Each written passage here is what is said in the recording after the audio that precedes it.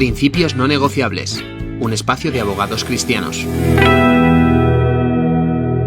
Bienvenidos todos a este primer programa de Principios no negociables, un espacio de la Fundación Española de Abogados Cristianos. Vamos a hacer un directo mensual para hablar con calma y profundidad sobre temas que afectan a la libertad, los derechos fundamentales y la fe. Hoy vamos a hablar de una palabra que muchos utilizan, muchos niegan y que hoy no existe en el diccionario, la cristianofobia. Hoy contamos en este directo con María García, presidenta del Observatorio para la Libertad Religiosa. Hola María, bienvenida. Hola, buenos días María, gracias. Y con Polonia Castellanos, la presidenta de la Fundación Española de Abogados Cristianos. Bienvenida, Polonia. Hola, muchas gracias. Además, hoy vamos a tratar un tema de plena actualidad que tiene mucho que ver con todo esto, los funerales por las víctimas del accidente de tren y el intento de sustituir lo religioso por lo laico. Pero bueno, vamos directos al grano. María, empiezo contigo. Desde el Observatorio para la Libertad Religiosa, ¿cómo definís la cristianofobia? Pues es el conjunto de ataques a los cristianos solo por el hecho de su fe, de ser cristianos. Y puede ser desde un insulto en un medio de comunicación, en redes sociales, por la calle incluso, o puede ser un ataque a una iglesia, o como hemos visto en los últimos años, desgraciadamente también en España, asesinar a alguien por su fe. Hay quien dice, María, que la cristianofobia no existe o que es una exageración. ¿Qué hechos o datos demuestran que sí es una realidad? Según el informe de ataques a la libertad religiosa en España, que realiza el Observatorio para la Libertad Religiosa, 2 de cada 3 ataques a este derecho fundamental son contra cristianos. Y como decía antes, no podemos olvidar que tanto en 2023 como en 2024 ha habido asesinatos a católicos, a cristianos. En 2023, un yihadista asesinó a un sacristán en Algeciras y lo intentó con 2 sacerdotes, ahora se acaban de cumplir 3 años. Y en 2024, un fraile fue asesinado en Gilete. Además, y el hombre que entró diciendo voy a matar curas en el convento, dijo que su intención era matar curas y además hirió a 7 franciscanos. O sea, que no estamos hablando de que solo haya burlas respecto a la cristianofobia, también hay ataques más graves aquí en España. Sí, hay ataques más graves. Los más graves, por supuesto, son la violencia física contra creyentes. Hay asesinatos, pero también hay pegar a una persona por llevar una sudadera de una universidad católica, como pasó hace unos años, o temas de este tipo que son violentos. Nosotros en el informe dividimos los ataques a la libertad religiosa en 5 apartados: violencia física contra creyentes, que era lo que comentaba, ataques a lugares de culto y símbolos religiosos, vejaciones a creyentes, escarnio a la religión y laicismo beligerante, que son todos aquellos en los casos en los que se intenta eliminar la religión del ámbito público, y en todos ellos hay ataques a cristianos. Polonia, esto que describe María es algo que vosotros también veis en vuestro trabajo diario en Abogados Cristianos. Pues sí, la verdad es que María tiene toda la razón y además cada vez va más. Y es lógico, ¿no? Porque cuando no se hace nada, cuando hay ataques más leves, entre comillas, cuando hay vejaciones, cuando hay burlas, cuando hay insultos, y no se hace nada porque parece que hay barra libre y contra todo lo que sea contra los cristianos, pues evidentemente suben de intensidad. Y ahí nos encontramos los asesinatos que ha dicho María. Más asesinatos en nuestra propia tierra. No vamos a hablar ya de las matanzas indiscriminadas contra cristianos que hay en Nigeria o que hay en otros países de África y de Oriente Medio y de Hispanoamérica, porque ahí también tenemos Pakistán y tenemos el ejemplo de Nicaragua, sino que es que están matándonos en nuestra propia tierra, en España, con raíces indudablemente cristianas, lo cual es tremendamente peligroso, pero insisto, es lógico, ¿no? Porque cuando no pasa nada por insultar, por vejar, por burlarse, pues se vamos. Y aquí yo pongo la responsabilidad sobre todo en muchísimos jueces, por supuesto que no se puede generalizar, que se niegan a aplicar la ley. Y ahí tenemos una asociación de jueces, por ejemplo, que dice que no aplica el delito contra los sentimientos religiosos contra los cristianos. Pues lo que pasa es la consecuencia lógica. ¿Por qué es tan importante que una realidad como esta tenga un nombre reconocido oficialmente? Esa palabra cristianofobia, que sin embargo sí existe la palabra antisemitismo o antisemita en el diccionario, o también islamofobia, sin embargo cristianofobia no existe. ¿Por qué es tan importante? María, si quieres contéstame primero tú y luego que me diga Polonia. Pues hombre, el lenguaje importa. Con otras muchas realidades dicen que si no se nombra no existe. Pero en el tema de la cristianofobia parece que es una palabra tabú. Y bueno, el observatorio que presido es organización asesora de la Comisión de Seguimiento contra los Delitos de Odio que preside Marlaska, el ministro. Y hemos intentado que Marlaska nombre que existe cristianofobia, pero siempre lo obvia. Además, en organizaciones internacionales como la Unión Europea o la ONU o la OCE existen especialistas o relatores para antisemitismo, para la homofobia, como comentabas tú antes, pero no para luchar contra la cristianofobia. Con lo cual, parece eso, que como no se nombra, como no se le da el valor, no se reconoce la palabra, no existe y sí existe. Desde el punto de vista jurídico, Polonia, ¿qué consecuencias tiene que la palabra cristianofobia no esté reconocida a nivel lingüístico? Es un poco la línea que muy bien decía María, tratar de disimular lo que está pasando, ¿no? Y tratar de ocultar lo que está pasando. Están ocultando todos los ataques que hay contra los cristianos en España, en parte porque muchos vienen por parte del gobierno. Es decir, cada vez que se trata de eliminar, destrozar un símbolo cristiano, sobre todo muchísimas cruces, evidentemente que se está produciendo cristianofobia. Pero esto el gobierno lo trata de ocultar. Por eso no quieren hablar de un término que al final es llamar las cosas por su nombre, porque cada vez que intentan destrozar una cruz, desde la cruz más pequeña de cualquier municipio hasta la cruz más grande de la cristiandad que está en el valle, pues se hace por odio. Y ahí la palabra cristianofobia, el único argumento, la única excusa que tienen, lo único que les lleva a hacer todo esto es el odio. En otras ocasiones también el odio mezclado con una pantalla de humo para esconder escándalos de corrupción, ¿no? Y desviar el foco de atención. Pero es que es el nombre que merece, ¿no? Es que lo hacen por odio a la cruz, por odio a los cristianos. Porque se puede proteger legalmente algo que institucionalmente parece que no existe. Por supuesto que sí, porque hay un derecho fundamental que lo avala, es el derecho fundamental a la libertad religiosa y eso abarca tanto nuestras creencias, poder exteriorizarlas, poder rezar el rosario en la calle tranquilamente donde queramos, poder rezar en nuestras cruces, poder hacer una peregrinación. Entonces, el derecho fundamental a la libertad religiosa tiene una vertiente más íntima, que por supuesto son nuestros lugares de culto, que por supuesto son nuestras casas, pero tiene también una vertiente externa. Y el derecho fundamental tiene que proteger la vertiente más íntima, más interna y la externa.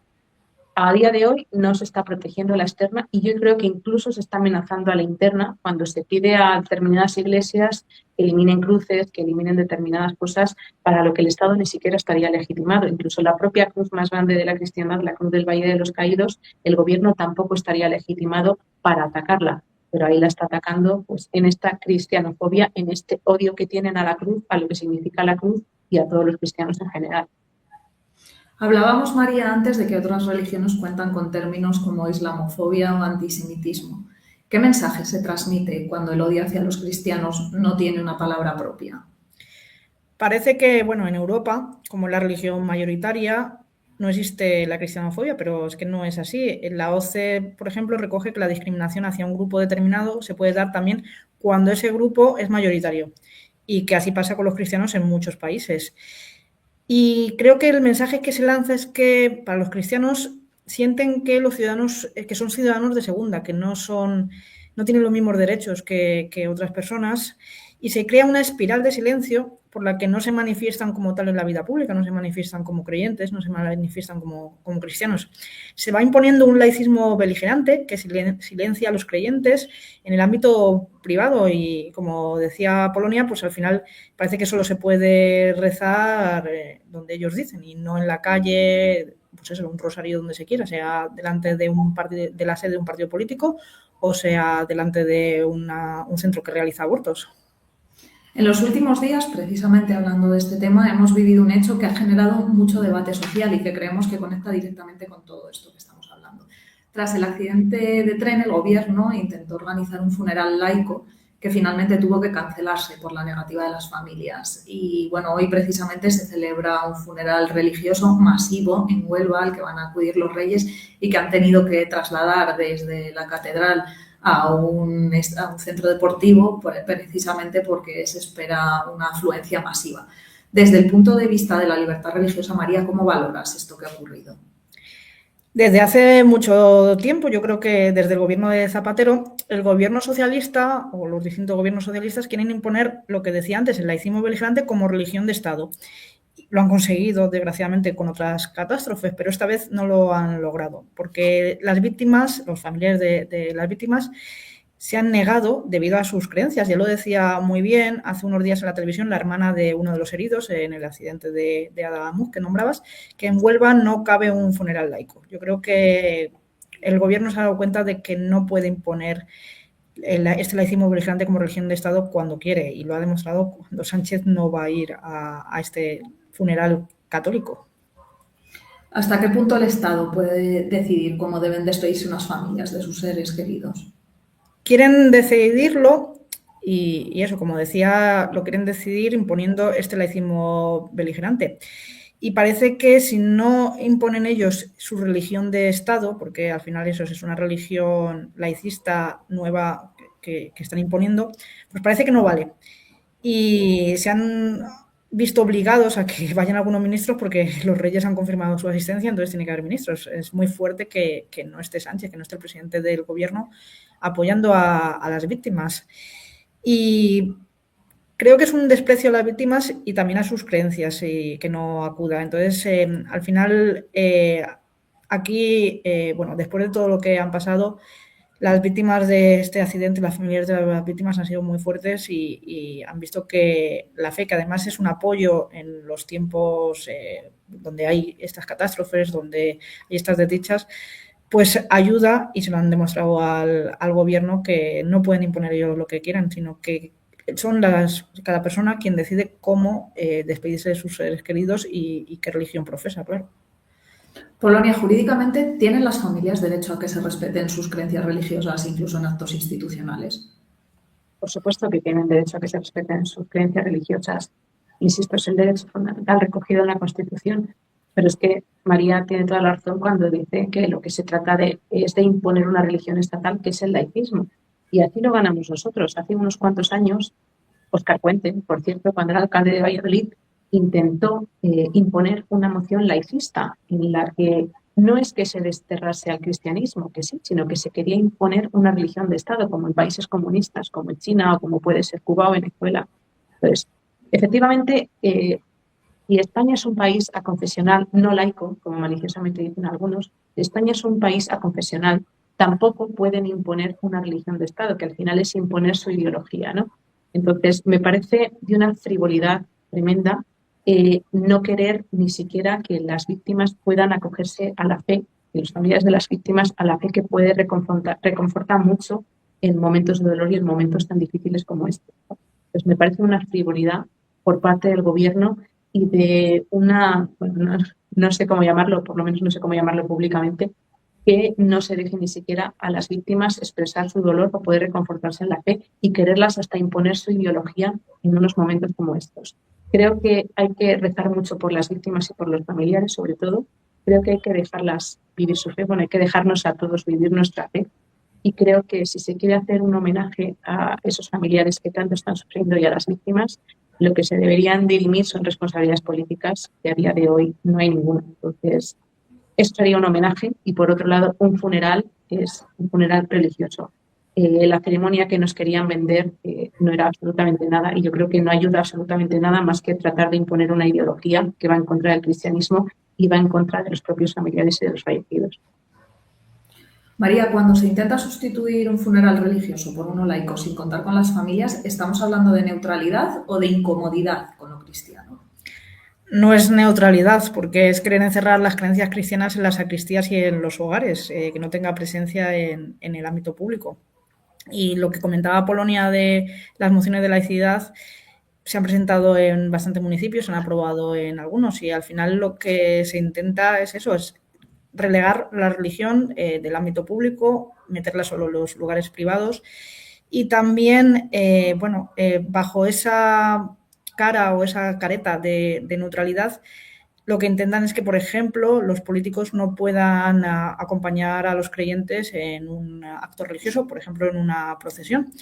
Con lo cual, al final parece que es que los políticos tienen que gobernar solo para algunos, solo para los ateos o solo para las personas que no tienen una religión. Tienen que gobernar para todos, claro. Porque Polonia, imponer un acto laico en un país como España es realmente neutral. No es neutral, es la confesionalidad que nos dice la Constitución, ¿no? La confesionalidad es que se tiene que colaborar con todas las religiones, especialmente, indudablemente, con la religión católica, porque España es un país católico y de raíces cristianas, pero no hay que imponer ninguna religión estatal. Por eso tampoco se puede imponer el laicismo o el laicismo beligerante que dice María. Esta es la moción laicista que nos quería vender en Valladolid el señor Óscar Puente y que perdió. Es un caso más de los que ganamos en Abogados Cristianos. Por lo tanto, la confesionalidad va en contra de ese laicismo que nos quieren imponer como religión y nos quieren imponer como ideología hasta en momentos difíciles como los del accidente de Adán. Polonia, vamos a hablar ahora de casos que están judicializados, de casos de cristianofobia que lleváis desde Abogados Cristianos. Explícanos un poco qué tipo de casos llegan a Abogados Cristianos, casos de cristianofobia. Pues sobre todo muchísima gente que ve con impotencia y con dolor cómo quieren destruir y destrozar la cruz de su municipio, ¿no? Una cruz que en municipios pequeños, bueno, y en municipios grandes también forma parte de la historia y forma parte de las familias y forma parte de lo que somos. Porque al final las personas somos también fe y somos dimensión religiosa en buena parte. Entonces, sobre todo nos llegan personas que quieren que les ayudemos para que no destrocen la cruz de su pueblo o de su ciudad. Así hemos ganado algunas, hemos ganado, que yo recuerde, seguramente haya más, pero hemos ganado la cruz del Parque Ribalta y estamos esperando que la repongan porque el gobierno actual de PP y Vox desgraciadamente todavía no ha hecho nada. Hemos ganado la cruz de Villarrobledo, que esta afortunadamente no la tiraron, la cruz de Betxí, que esta tuvieron que volver a reponerla, y seguimos pleiteando y peleando por todas las cruces porque son parte, insisto, son parte de nosotros, son nuestro patrimonio, son nuestra historia, pero también son parte de nosotros. Y también nos llegan muchísimos casos, ya no solo de cruces, porque nos quieren vender la idea, que me parece invendible, de que hay que retirar determinadas cruces porque se construyeron en un momento determinado de la historia. Bueno, en el mismo momento también se construyeron casos de protección oficial, ¿no? Cualquiera va ahora a una casa y les dice a los vecinos que se tienen que ir todos porque como esa casa se construyó en esos años, pues es ilegal y hay que tirarla, ¿no? Entonces, primero en las cruces, pero también hay muchísimos monumentos. Ahí está el monumento de San Juan Pablo II, que estaba en el Monte del Gozo, que es de los años 90 y que también se destrozó por parte del que era entonces el gobierno de Feijóo en la Comunidad Autónoma Gallega. Entonces, es la constante intención, además por parte de diferentes partidos políticos, lo cual es una pena, de tratar de retirar monumentos cristianos y monumentos católicos. Esto ya no son solo cruces de determinada época, sino que es el monumento de San Juan Pablo II, es el catálogo de vestigios de Badajoz o de Cáceres, es intentar por parte de algunos presidentes de Diputación chantajear a alcaldes para que quiten las cruces y monumentos religiosos y calles a cambio de darles subvenciones, que además son de todos, que pagamos con nuestros impuestos. Así que es un no parar de eliminar símbolos. Por otro lado, también está la prohibición de rezar donde nos da la gana, ¿no? Entonces, también hemos conseguido, por ejemplo, que se abran diligencias contra un policía nacional por acosar a personas que estaban rezando pacíficamente en la calle, además con un abuso de autoridad y con un acoso y con una violencia que me parece incomprensible por parte de los que deberían de ser los cuerpos y fuerzas de seguridad, ¿no? Que deberían de proteger a las personas en lugar de acosarlas. Entonces, pues bueno, desde Abogados Cristianos lo único que pedimos es que se respete la libertad religiosa. Yo ya lo llamaría solo libertad, ¿no? Porque en el momento que quieren meterse hasta dentro de tu cabeza para decirte a quién tienes que rezar o a quién no tienes que rezar, o te quieren imponer ceremonias laicistas, o te quieren decir que determinadas cosas no son lo que son, pues yo creo que es como una sociedad orwelliana que tenemos que tratar de que no sea así. Te iba a preguntar, Polonia, si hay resoluciones judiciales que minimicen o trivialicen ataques contra los cristianos. Antes de este directo me contabas el caso de las FEME cuando se encadenaron en la Almudena, en el crucifijo. Bueno, me gustaría que comentaras ese caso para que la gente se hiciera una idea de hasta qué punto a veces desde la justicia se minimizan estos ataques contra los cristianos. Pues sí, tienes razón, porque aparte del caso que ganamos de la moción laicista contra el señor Óscar Puente, aparte de lo que ganamos de la cruz de Ribalta, de la cruz de Betxí, de la cruz de Villarrobledo, efectivamente también ganamos el caso de las FEMEN. Y fue algo muy curioso porque en ocasiones, cuando has estudiado Derecho y cuando eres abogado, te puede parecer que no se aplica el derecho, en muchas ocasiones, desgraciadamente. Pero hay veces en las que ni siquiera hace falta haber estudiado Derecho para pensar que te están tomando el pelo. Porque, por ejemplo, en el juicio contra las FEMEN, En primera instancia lo perdimos porque el juez nos dijo que ni siquiera habían tocado el crucifijo, era su argumento principal, que ni siquiera habían tocado el crucifijo, cuando nosotros habíamos aportado infinidad de fotos donde no solo lo habían tocado, sino que se habían subido encima de él, se habían encaramado pues como si fuesen King Kong. Entonces es en ocasiones bastante frustrante ver que no es que no se aplique el derecho, sino que te tratan de tomar el pelo ante evidencias tan claras como esa. Afortunadamente el caso de las Femen también lo ganamos y creo que además se crea jurisprudencia y creo que es el único caso que se ha ganado contra las Femen. También ganamos efectivamente el caso contra una procesión anticristiana en Málaga, que lo que se quería, evidentemente, era insultar. Se iba recorriendo con una especie de vagina de plástico o de vulva, o como lo queramos llamar, adornada como si fuese la Virgen María, pasando por delante de iglesias cuando salían las personas de misa y diciendo, pues, tergiversando oraciones, insultando a los que salían de misa pacíficamente. Entonces, afortunadamente, este caso también le ganamos. Pero hay muchísimos casos, por ejemplo, el de ex presentador de la SER, de cuyo nombre no quiero acordarme, que decía que había que dinamitar el Valle de los Caídos un domingo y tirar todas esas piedras a todos los curas porque son todos unos pederastas.